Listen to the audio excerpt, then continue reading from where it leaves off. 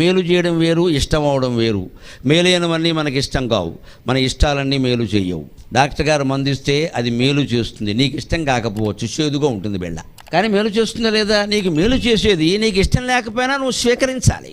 జ్ఞానం అనేది మేలు చేస్తుంది, నీకు ఇష్టం అవుతుందా కాదా అంటే ఇష్టం చేసుకోవాలి. సర్దుకుపోవడం అనేది జ్ఞానం, అది ఇష్టం చేసుకోవాలి. నేను సర్దుకోను అంటే మూటములు సర్దుకోవడమే, అహంకారం పనికిరా, సర్దుకోవాల్సిందే.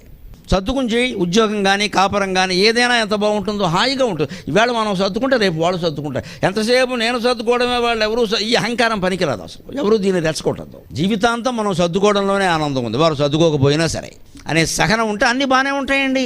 ఈవేళ కాస్త రేపైనా తెలుసుకోరా, ఒక వ్యక్తికి మనం భర్తకో బానిసకో తల్లికో తండ్రికో ఎవరికైనా సరే బానిసలా బతికాం అనుకుందామండి, ఏడాదైనా గ్రహించరా? అయ్యో అన్నీ చేస్తున్నారు మనకైనా ఎందుకు రాదండి మార్పు మనుషుల్లో వస్తుంది. అసలు మనకు సహనం లేదు. ఇవాళ యువతరంలో ప్రధానంగా సహనం లేదు, నో టాలరెన్స్. వెంటనే వచ్చేయాలి, వెంటనే మారిపోవాలి అని చెప్పి